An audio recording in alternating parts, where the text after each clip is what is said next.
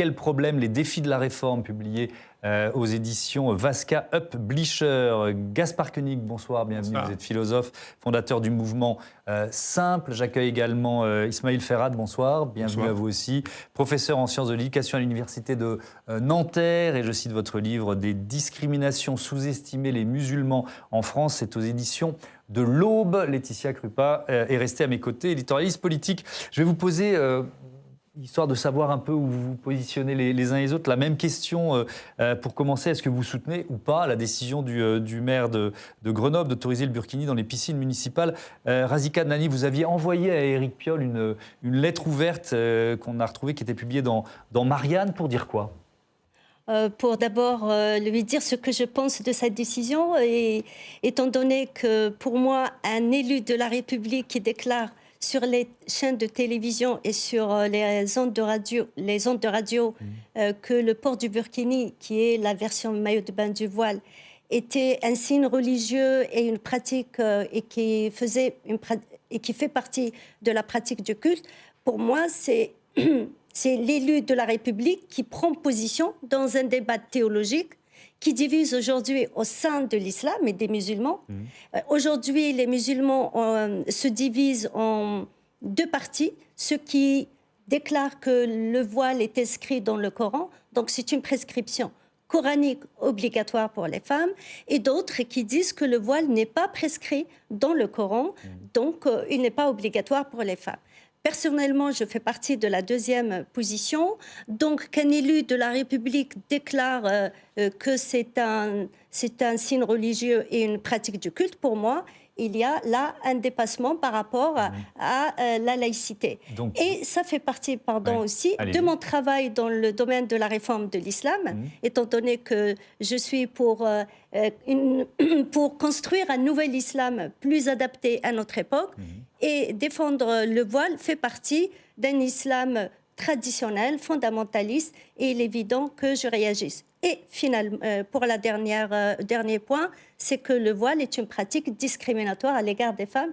Et donc, il est normal que je réagisse, étant donné que je défends l'égalité homme-femme.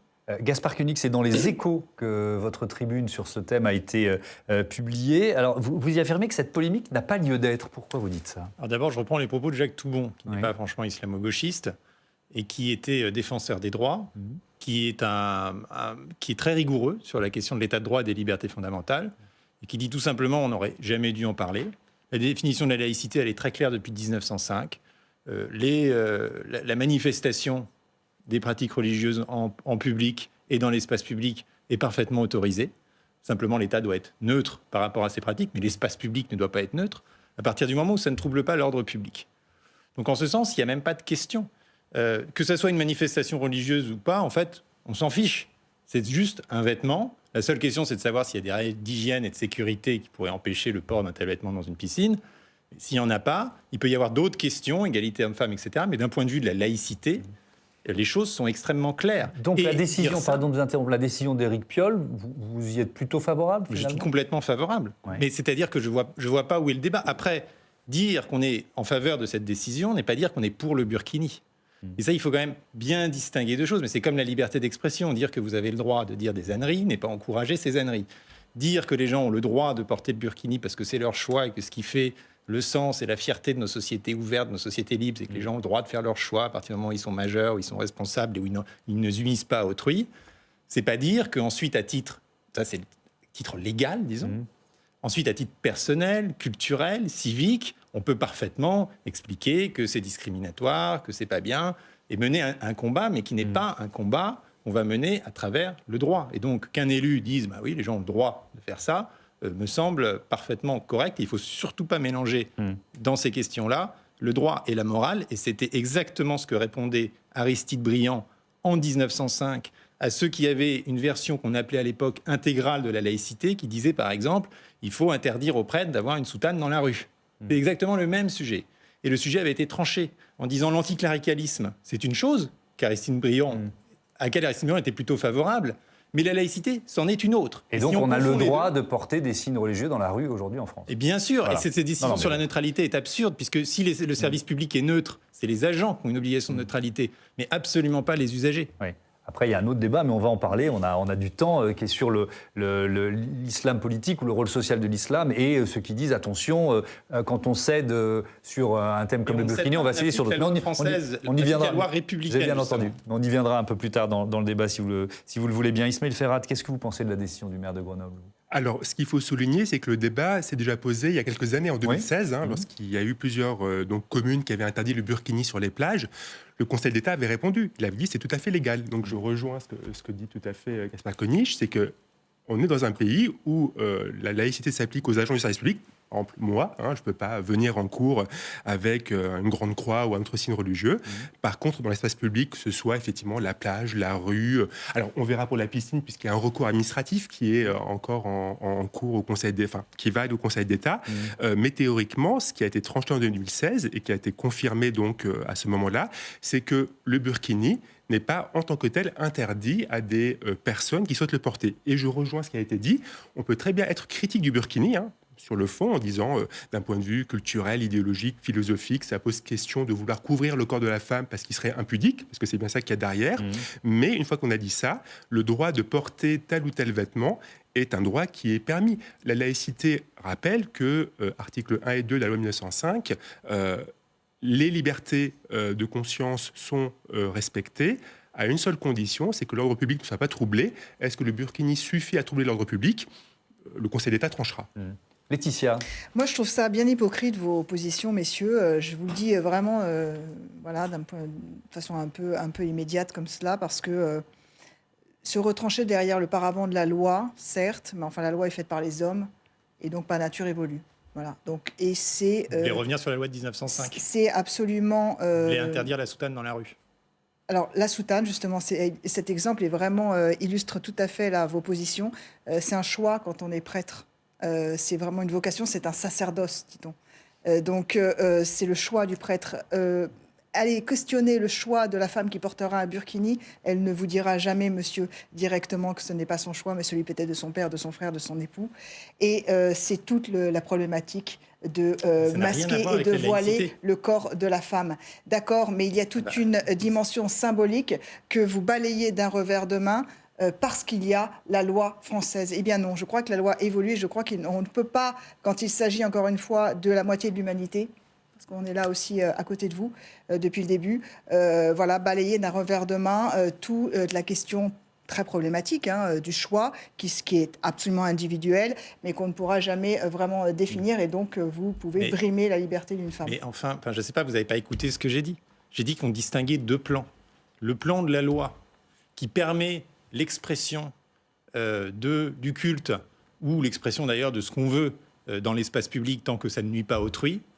Et sur ce plan-là, je pense qu'il est tout à fait déraisonnable d'interdire le port d'un vêtement dans l'espace public, que ça sera probablement cassé pour le Conseil d'État, pas seulement parce que c'est la loi, mais parce que la loi est bien fondée et que cette loi de 1905 a précisément permis un processus de sécularisation par rapport à l'Église catholique, parce qu'on a laissé les gens vivre et que peu à peu, les consciences ont évolué.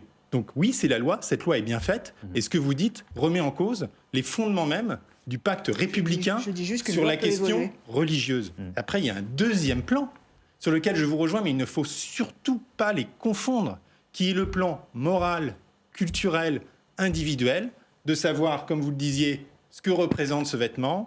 Si c'est un... Et là, bien sûr que, à titre personnel, d'abord, je n'en sais trop rien, parce que je ne rentre pas dans l'intimité des consciences, que je n'ai pas assez d'informations sur le sujet, que je vois des groupes de femmes d'ailleurs qui disent c'est mon choix, d'autres c'est pas mon choix, etc. Mais c'est un autre débat. Oui, c'est un débat de la société civile. Ce n'est pas... Et précisément ce débat, juste pour finir, ce débat pourra avoir lieu de manière saine, ordonnée, avec des points de vue contradictoires, si on ne fait pas intervenir l'État pour imposer un choix, pour préempter une décision.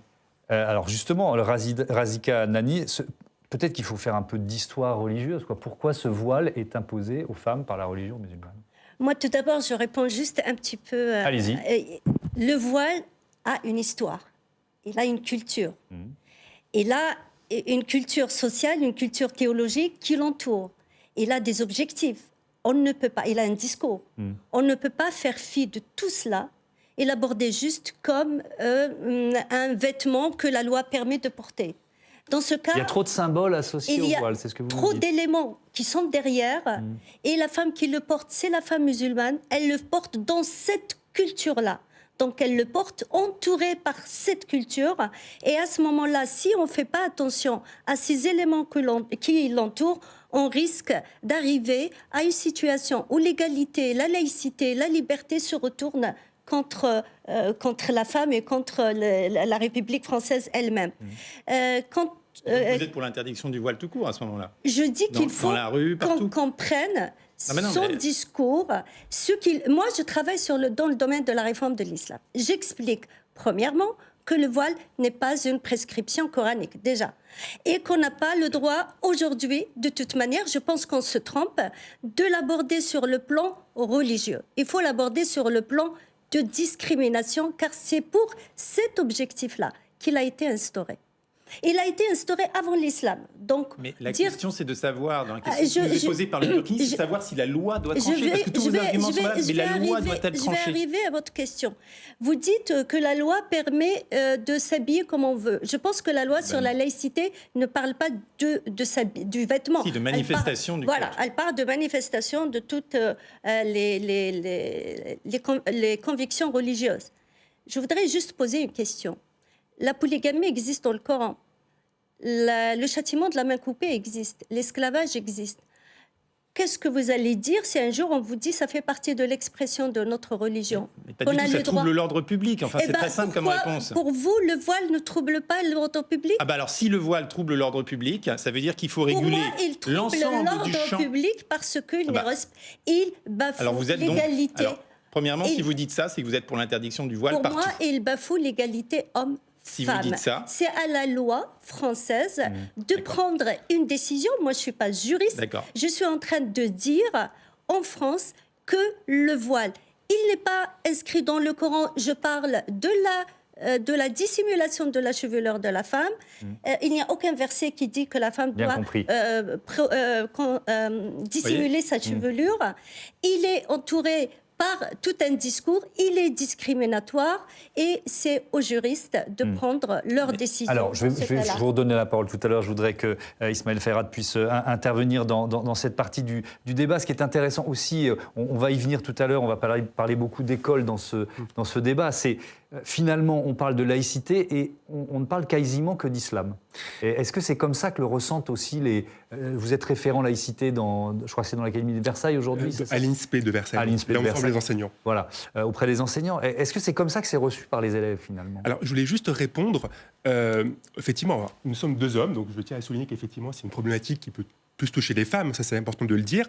Dans ce cas-là, il serait peut-être bien d'inviter des femmes qui portent le burkini, pour être totalement juste, et c'est pas souvent le cas, me semble-t-il. Donc, petite remarque méthodologique, si on veut parler avec les personnes concernées, il faut parler jusqu'au bout avec les personnes concernées, donc les personnes qui portent éventuellement le burkini. Je pense que ce serait intéressant, parce qu'effectivement, peut-être qu'elles auraient un point de vue que je ne partage pas, par ailleurs forcément, mais qui aurait un point de vue intéressant, parce que la mobilisation à Grenoble est portée par des femmes. Et manifestement, il n'y a pas beaucoup d'hommes. Donc effectivement, ça pose aussi une question de certaines femmes qui ont des positions certainement puritaines, conservatrices, de ce point de vue-là. Alors, effectivement, depuis maintenant une trentaine d'années, en gros depuis l'affaire du foulard de 89, lorsqu'on parle laïcité, très souvent, en arrière-plan, on pense à l'islam. C'est pas la peine de tourner autour du pot, on sait que c'est le cas depuis quelques décennies. Et les débats, depuis quelques années, tournent très largement sur l'islam. Pensons au burkini, pensons aux mamans accompagnatrices à l'école, pensons à la question des signes religieux à l'école. Très souvent, c'est la question de l'islam qui est mise en avant. Et il y a un effet qui est très net lorsqu'on interroge, par exemple, les lycéens sur le ressenti vis-à-vis de la laïcité. Un sondage a été mené par l'IFOP pour la LICRA il y a un an, qui a été publié il y a un an, et on voit que les lycéens de quartiers populaires, de lycées professionnels et de culture musulmane répondent que la laïcité vise une religion, l'islam. Donc effectivement, ça a des effets petit à petit sur une partie de la jeunesse qui identifie la laïcité non pas comme un principe libéral, ce qu'il est à l'origine. Donc je confirme absolument le fait que la loi 1905 c'est une loi libérale au sens propre du terme, puisqu'elle dit que l'État n'intervient pas. Mais c'est intéressant parce que les uns et les autres, vous brandissez la liberté, en fait, pour justifier vos arguments. La liberté des femmes, la liberté dans l'équilibre de notre République. C'est intéressant. Mais en fait, c'est même pas brandir la liberté, c'est rappeler la loi, tout simplement. Enfin, moi, je suis encore une fois agent du service public. J'ai des étudiantes voilées à Nanterre. Il y en a quelques-unes. Moi, je me vois mal leur dire « rentrez chez vous ». venez pas en cours. Je trouve que d'un point de vue pédagogique, ce serait destructeur. Ouais. Je peux avoir une opinion sur le foulard, mais si demain la loi évolue, elle peut évoluer, et c'est très souvent dit, ça peut avoir des conséquences délétères pour ces étudiantes. Mais ça rejoint ce que j'évoquais rapidement tout à l'heure. On peut y venir sur les enjeux politiques ou le rôle politique de l'islam. Est-ce que vous imaginez ou vous pouvez concevoir que ce soit un acte militant, le fait de porter le burkini ou le voile? Plus on va l'interdire, plus ça va devenir un acte militant, ça c'est sûr. Brest permet le voile dans ses piscines municipales depuis 2014. Ouais. Comme on n'en a pas parlé, ça ne pose pas de problème. Il y a quelques femmes qui le sont, mais elles sont une poignée. Et j'aimerais revenir sur la distinction que fait Jean Bobéro, qui est pour moi un grand historien de la laïcité. En tout cas, c'est ma référence quand je parle de ce sujet. Et il dit qu'il faut bien distinguer la laïcité comme cadre légal. Donc ça, c'est ce qu'on a rappelé. Je pense que sur le fond légal, c'est relativement indiscutable. Donc on a bien compris, il faudrait changer la loi si on veut interdire le voile. Il faudrait revenir sur la conception française de la laïcité, donc c'est grave. Bien compris. Et le processus de sécularisation. Moi, je suis athée, à titre personnel. Je suis plutôt... disons, nietzschéen sur le thème Dieu est mort, qu'est-ce que c'est que tout ça? Pourquoi est-ce qu'on suit n'importe quelle prescription religieuse que ce soit? C'est des transcendances qui n'ont plus lieu d'être, qui sont obsolètes, soyons immanents, soyons une société libre. C'est plutôt ça mon origine, mon point de vue. Mais je pense que si on essaye d'imposer ça aux gens, en disant non, regardez, maintenant, il faut être anti-religieux, c'est ça la modernité, on va créer exactement l'effet inverse. Comment est-ce que, je reviens sur ce terme de sécularisation qu'emploie Bobéro, comment est-ce que la société française s'est sécularisée? C'est précisément parce qu'on a dit, on trie les problèmes, vous avez parfaitement le droit de faire vos pratiques, de faire tout ça, on a, nous, le droit de les critiquer. Et puis, on va prendre le temps de voir qui gagne, entre guillemets. Et ça a pris un siècle et demi, et c'est vrai qu'aujourd'hui, la société française est largement sécularisée, et que la religion catholique s'est complètement fondue dans l'espace public, et que globalement, effectivement, ça pose plus tellement il y a encore quelques cas ici ou là, mais ça pose plus tellement de problèmes. Je pense que si on veut que ce processus de sécularisation se fasse pour l'islam, eh bien, il faut lui laisser une marge de liberté, de manœuvre et quelque part d'auto-analyse. Moi, j'avais été reçu à la mosquée An-Nour de Mulhouse. Pour que tout le monde puisse prendre la parole. À la mosquée An-Nour de Mulhouse, qui a fait beaucoup de bruit parce que c'était une mosquée qui a fait la une de Valeurs Actuelles, qui était censée... Et eux, ils avaient un discours disant, mais nous, la laïcité, c'est le cadre dans lequel on peut évoluer. Parce que précisément, la laïcité, à la française, contrairement à d'autres pays où telle religion a prise sur une autre, ou tel État essaye de contrôler quelque chose, c'est quelque chose qui nous laisse vivre et qui nous laisse évoluer. Et donc, si on veut que la religion évolue, et je pense dans le bon sens, c'est dans le sens de se diluer peu à peu dans l'espace séculaire, eh bien, il faut mettre ces garde-fous qui sont prévus par la loi de 1905 et qui ont marché concernant la religion catholique, qui permettent aux gens de faire leur chemin, doucement leur chemin de conscience aussi. Parce que je suis persuadé qu'il y a un chemin de conscience. Il y a des femmes qui sont voilées, qui se disent un jour, ah ben non, finalement, ça fait plus sens, je l'enlève. Vous dites, grosso modo, laissant le temps à la religion islamique de s'adapter. C'est votre thème, la réforme de l'islam. Je pense que vous parlez... vous tenez un discours de quelqu'un qui ignore complètement la religion musulmane et son histoire. Et donc, je comprends ce que vous dites, mais je ne vois pas du tout que les choses se passent comme vous le dites. Premièrement, les musulmans, il faut savoir que dans leur histoire, dès le 8e siècle, ils ont posé la question de la définition de l'islam. Ils se sont interrogés si l'islam était uniquement une spiritualité ou une spiritualité et une organisation sociale. Les catholiques ont fait ça aussi. Oui, attendez, je termine. Il y a eu tout un débat. Ils ont fini par trancher en faveur de ce que moi j'appelle l'islam des juristes. Autrement dit, l'islam qui dit il est impossible de dissocier la dimension spirituelle de la dimension juridique. C'est l'église gallicane française, jusqu'à la Révolution française, un roi, une foi. Au début, à la fin du 19e siècle, la question de la laïcité a été posée parce que les musulmans se sont ouverts sur la culture française et la culture occidentale. Ils ont compris qu'on pouvait séparer la religion de la politique et ils se sont posé cette question. Les islamistes ont réagi, ils ont mis en place un principe qui dit que l'islam est une religion et un État. Et ce principe a, a influencé la pensée et la conscience des musulmans depuis, car les frères musulmans n'ont pas cessé de le répéter. Donc dire que l'islam va évoluer comme ça, naturellement, tout seul, parce qu'on lui permet de s'exprimer, eh bien, je pense que vous vous trompez totalement. L'islam évolue et doit évoluer parce que je travaille dans le domaine de la réforme de l'islam. Grâce à des gens comme vous. Il faut leur expliquer pourquoi il doit évoluer. Donc quand on leur dit non, le port du voile est une liberté, je réagis pour dire non, ce n'est pas une liberté. Il faut une réforme de l'islam. Il faut leur expliquer où se situe le problème pour qu'ils puissent aller vers Mais grâce à vous, il va évoluer. Grâce à vous, il va évoluer grâce à ce genre d'action. On a entendu vos arguments à l'un et à l'autre. Oui, on a entendu vos arguments à l'un et à l'autre. On va parler plus précisément maintenant de la question de la laïcité à l'école. Je vous propose, pour commencer, une déclaration signée Emmanuel Macron. C'était le 2 juin dernier. Il est à Marseille et il réagit à un article de nos confrères de l'Opinion sur l'augmentation des tenues islamiques dans les collèges et les lycées. Il doit y avoir aucun tabou, aucun interdit, et non plus aucun fantasme. Et donc moi je veux la vérité, la clarté sur tous les chiffres. Et ensuite je veux que la loi de la République s'applique. Et la loi est très claire pour tous les élèves dans nos écoles. Il n'y a pas de signe religieux quel qu'il soit. Pourquoi ? Parce que nous formons des citoyens en devenir. Donc je vais être très clair sur ce sujet. Nous allons avec Monsieur le Ministre regarder, mesurer et répondre avec la plus grande clarté à toutes les situations qui ne respectent pas la loi de la République. Voilà, et sur ce thème, j'appelle Jérémy Reitman à nous rejoindre tout de suite sur le plateau de Sens Public. Rebonsoir Jérémy, avec donc cette information, on constaterait une hausse des incidents liés au port de signes religieux dans les établissements scolaires. Et oui, selon une note du service central du renseignement territorial, l'héritier des renseignements généraux, qui date de la semaine dernière, 144 entorses à la loi de 2004 ont été recensées par le ministère de l'Éducation nationale entre janvier et mars 2021, ce qui représente en fait une hausse de près de 50% par rapport au premier trimestre. Des incidents qui augmentent principalement dans le secondaire et dans certains territoires, le Gard, Bordeaux ou encore le Val d'Oise. Le type d'incident n'est pas précisé, mais les situations décrites dans la note font référence en majorité au port du voile ou de tenues traditionnelles par les élèves. Information révélée par nos confrères d'RTL ce matin. On parle d'entorse à la loi de 2004. Que dit cette loi ? Elle est votée le 15 mars 2004 sous Jacques Chirac. Le texte interdit le port de signes ou tenues par lesquels les élèves manifestent ostensiblement une appartenance religieuse dans les écoles, collèges et lycées publics. Une circulaire précise que les signes visés sont le voile islamique, la kippa ou une croix de taille manifestement excessive. Autre texte important, celui voté le 11 octobre 2010, qui interdit le voile intégral dans l'espace public. Et les élèves sont évidemment les premiers concernés. Qu'est-ce qu'ils en pensent ? Selon un sondage IFOP publié l'an dernier, plus de 50% des lycéens se disent favorables au port d'un signe religieux ostensible dans les lycées publics.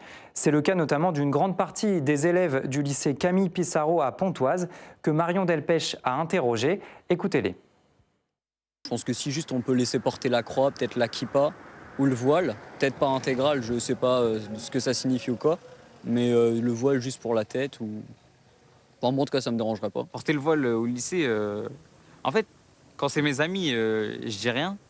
Mais en fait, je pars du principe que si tout le monde commence à faire ça, ça part un peu dans tous les sens. Selon moi, ça devrait être toléré. Il n'y a pas de raison que ça ne le soit pas, en fait. Enfin, tant que ça dérange pas d'autres personnes, c'est ce que je veux dire. Les gens se réintéressent, on va dire, vis-à-vis de la religion. Ils ont plus envie de pratiquer leur religion et de le montrer.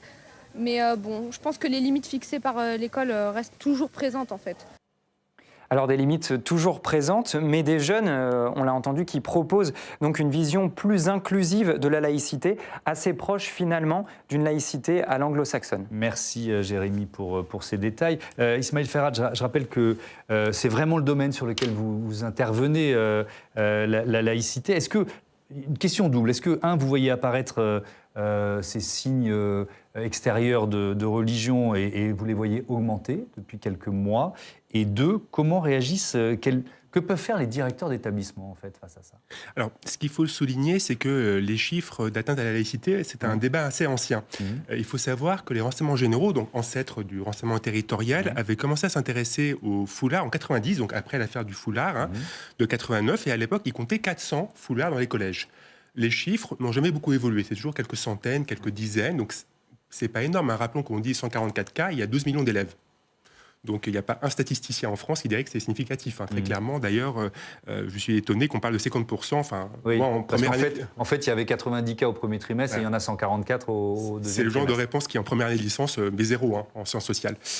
Donc, ce qui me frappe beaucoup, c'est que le sujet est apparent en fait, depuis quelques années. En réalité, c'est pas neuf. Ce qu'il faut souligner, c'est que la note est intéressante sur un autre point, c'est comment on définit un signe religieux. La loi de 2004 et surtout la circulaire d'application du 18 mai, en fait, c'est elle qui précise, la loi de 2004 dit, en gros, on interdit le foulard, la loi a été faite pour ça, largement, la kippa, les grandes croix et le turban sikh, qui était en fait le quatrième signe qui pouvait poser problème. Est-ce qu'une robe longue est forcément religieuse? On sait très bien que les élèves qui portent des robes longues, il peut avoir une inspiration de type salafiste, puritaine ou extrêmement conservatrice, mais est-ce que ça suffit à qualifier le vêtement de religieux? C'est très complexe. Donc jusqu'à où on va définir les vêtements religieux? Et ça pose la question des chefs d'établissement, à quel point ils vont considérer qu'effectivement le vêtement est religieux.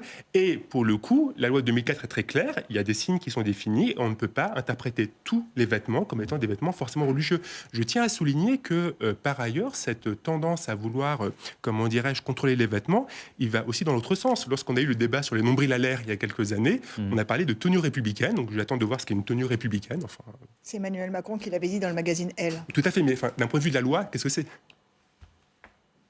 Si quelqu'un a une réponse, moi je travaille dessus depuis une dizaine d'années, j'ai pas trouvé un texte qui parle de tenue républicaine à l'école.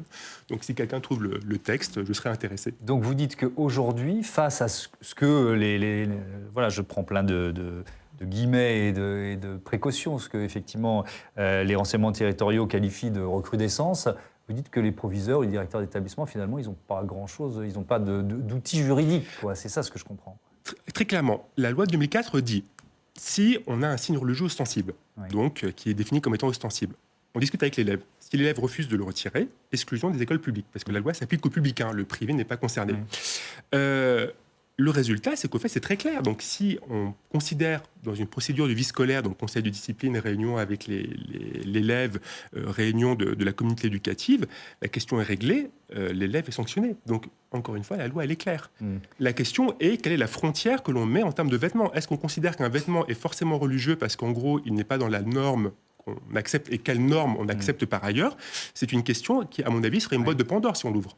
Ça rejoint la question, je l'ai posée à Gaspard Koenig, mais je peux vous la poser aussi. J'imagine que votre réponse ne sera pas tout à fait la même. Est-ce que c'est un acte militant, finalement, de porter le voile, de porter une abaya, de porter une tenue longue, etc. etc. Comment vous pour certaines filles, je pense que c'est juste la famille qui veut qu'elles portent le voile. Pour d'autres, elles sont dans un activisme militant, étant donné que les frères musulmans, dès 1930, ont créé la branche féminine, les sœurs musulmanes. Et les frères musulmans, dès le départ, ont considéré que la réislamisation des sociétés musulmanes doit passer par le voile, car le voile est le signe le plus voyant qui va donner l'aspect d'une société musulmane. Donc il faut que les femmes se voilent pour qu'on sache que c'est une société musulmane. Et là, beaucoup de femmes ont rejoint donc les frères musulmans et elles ont milité pour que les femmes remettent le voile dans le monde musulman et en Occident. Donc oui, il y a des femmes qui sont militantes. Maintenant, moi, la question que je me pose, ces élèves-là qui mettent ces signes ostentatoires à l'école, normalement, l'école doit leur expliquer ce que signifie la laïcité et pourquoi ils doivent venir à l'école en laissant leurs signes religieux à la maison ou en dehors de l'école. C'est le rôle de l'école, de leur expliquer ce que signifie la laïcité, son histoire, son objectif, son intérêt. Et ne pas leur dire que la laïcité, c'est contre la religion. Mais la laïcité, au contraire, elle n'est pas le refus de la religion, mais juste le refus que la religion intervienne dans la politique et la gestion de la politique. Mais personnellement, je termine juste avec cette phrase, j'ajoute toujours que la laïcité, au contraire, elle permet à la religion de retrouver sa nature première, qui est celle de s'occuper juste de la relation entre le croyant et la divinité. Mais Ismaël Ferhat, est-ce qu'il y a quand même certains, on va essayer d'être le plus lucide, certains collèges ou certains lycées où ça devient très difficile de parler de laïcité sereinement? Alors, ce qu'il faut souligner, c'est qu'il y a eu des enquêtes pour savoir combien d'élèves ont étudié la laïcité laïcité. Donc, il y a une enquête qui a été menée en 2020 par un organisme officiel, le CNESCO, qui est une chaire de recherche sur l'éducation. Et il avait mesuré que 90% des collégiens et 80% des lycéens avaient étudié la laïcité. Donc, c'est fait, le travail est fait, objectivement. Donc, de ce point de vue-là, la pédagogie de la laïcité, elle a beaucoup progressé depuis une dizaine d'années. Ce qui convient de souligner, c'est qu'il est très compliqué, et ça c'est depuis des années, de séparer les problèmes de laïcité des problèmes de violence scolaire. En réalité, les établissements où il y a des problèmes de laïcité sont très souvent des établissements où il y a des problèmes de violence scolaire, de comportement, de provocation. Et donc la frontière entre un élève qui va provoquer, contester un cours, contester un enseignement, une pratique éducative, parce qu'il aime provoquer, c'est un adolescent qui cherche les problèmes, et un élève qui cherche des problèmes pour des raisons religieuses, elle n'est pas simple. Rappelons l'affaire Samuel Paty. La collégienne qui a été à l'origine du drame est une collégienne problématique qui avait été exclue de l'établissement. Donc on a un mélange entre religieux et problème de vie scolaire en réalité. Donc on a là typiquement une situation où il y a un mélange explosif entre d'une part des comportements problématiques de la part d'un élève et de son père, qui a rajouté de l'huile sur le feu, et effectivement un point de vue religieux qui est de dire pas touche aux religieux lorsqu'on parle de caricatures, de dessins, etc. Alors, comment le tout nouveau ministre de l'Éducation nationale a réagi face à la révélation de cette note des renseignements territoriaux? On écoute tout de suite Pape Ndiaye, c'était ce matin, juste après le Conseil des ministres. Il existe évidemment des lois, les lois républicaines sur l'interdiction de port de signes religieux ostensibles et à caractère prosélyte dans les établissements scolaires. Donc nous avons évidemment la loi qui est très claire à ce sujet. Il y a aussi des équipes valeurs de la République dans chaque rectorat qui travaillent sur ces questions. Donc nous sommes très bien équipés pour répondre à ce phénomène. Encore faut-il bien le mesurer et bien l'évaluer à l'échelle nationale. Je vais échanger à ce sujet avec les recteurs dans 2 jours pour avoir une vision aussi claire, calme que possible. Laetitia, c'est quoi le mot le plus important selon vous dans cette prise de parole ? C'est l'un des derniers, c'est le mot calme. Il l'a répété à plusieurs reprises dans cette réponse sur les signes religieux à l'école. Il a dit qu'il fallait regarder calmement la situation et l'objectif, c'est bien sûr de pacifier absolument ces premiers messages, bien sûr à la communauté enseignante, mais aussi à l'ensemble des Français. Pourquoi ? Parce que son arrivée rue de Grenelle a été accompagnée d'un tollé à la droite, de la droite, soyons clairs. Marine Le Pen, par exemple, l'a qualifié de défenseur de l'indigénisme et du racialisme, quand Éric Zemmour, lui, disait que c'était un vrai intellectuel indigéniste et un vrai woke. Plus généralement, à droite, c'est vrai que les mots ont été plus mesurés, mais les critiques ont été tout aussi nombreuses, Thomas, qui ont mis en doute finalement la capacité de Pape Ndiaye à défendre la laïcité. Oui, avec, on va dire, des caricatures qui allaient jusqu'à dire c'est l'anti-Blanquer. Qu'est-ce qu'on peut... Est-ce que c'est un peu trop tôt pour répondre à la question ? C'est beaucoup trop tôt. C'est beaucoup trop tôt. Mais c'est vrai que Jean-Michel Blanquer, en quittant son ministère, a répété aussi ce mot laïcité comme un message qu'il envoyait à son successeur. On verra bien ce que fera Pape Ndiaye dans ses premiers actes en tant que ministre. Pour le moment, on a quoi ? On a ses écrits, les écrits de Pape Ndiaye. Oui, c'est vrai que il a étudié il a fait une partie de ses études aux États-Unis et il a dit qu'il avait découvert le monde noir. En 2008, il a publié La condition noire. Donc, il a travaillé sur cette question et cette question anime, bien sûr, oui, toutes ses réflexions et ses essais. Et ses engagements dans l'action publique ? Aussi, il a cofondé le Cercle d'action pour la promotion de la diversité en France et puis le CRAN,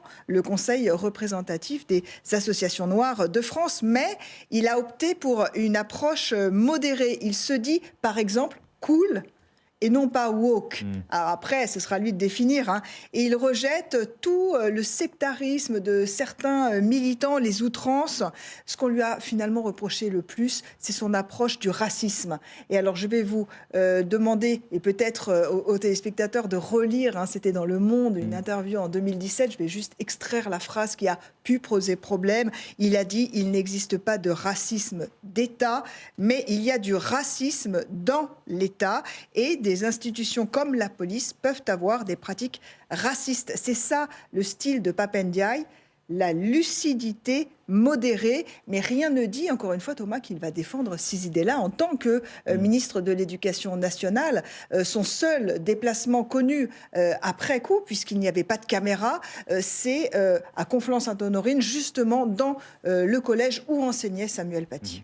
Gaspard Koenig, ce débat, on réussit à avoir, il nous reste quelques minutes, un débat pacifié, passionnant sur ce thème. Dès que les politiques s'en emparent, est-ce qu'il est totalement vicié, finalement ? Comme le dit d'ailleurs très bien Bobéro, il y a aujourd'hui une laïcité de combat qui ne correspond pas du tout au texte et aux valeurs de 1905, qui confond la laïcité et l'anticléricalisme dirigé évidemment contre l'islam.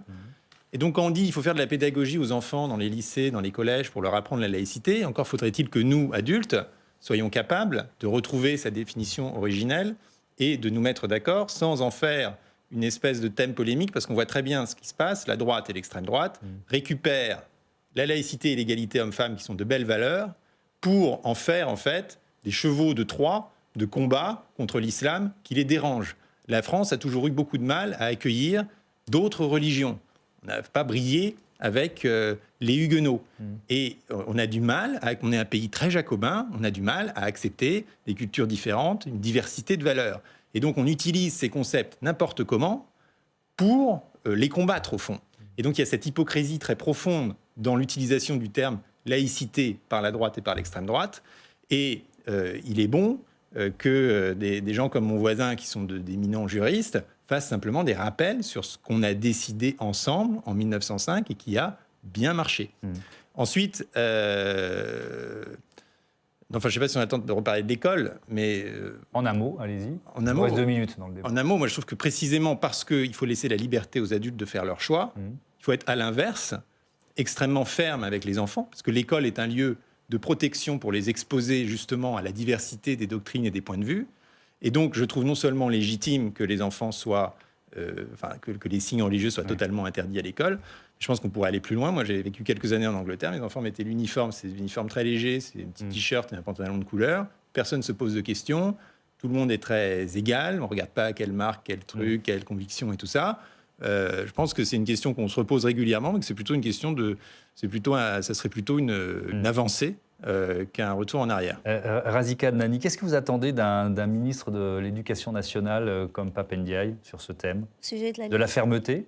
Oui, de la fermeté, non seulement de la part du ministre, mais de la part de l'État lui-même. Il faut que l'État soit ferme au sujet de la laïcité, oui, évidemment. Et il faut savoir que du côté des fondamentalistes islamistes aussi, il y a toute une lutte contre la laïcité qui se fait régulièrement et quotidiennement. Donc eux, ils interviennent à travers les réseaux sociaux, YouTube, et donc ils rappellent quotidiennement aux musulmans de France que la laïcité, c'est l'athéisme de l'État, c'est un combat contre l'islam. Et ce discours aussi n'aide pas à ce que les musulmans se sentent bien dans la laïcité en France. Donc il faut aussi que l'État soit ferme sur ce sujet et que, toujours je reviens au fait qu'il faut expliquer parfaitement bien ce que la laïcité signifie, celle que vous défendez, celle qui permet à vivre ensemble avec le respect de l'autre et la paix. Merci beaucoup. Merci à tous. C'était passionnant, Razika Adnani. Je rappelle le titre de votre livre, Islam, quel problème ? Les défis de la réforme. On est aux éditions Vasca Upblisher.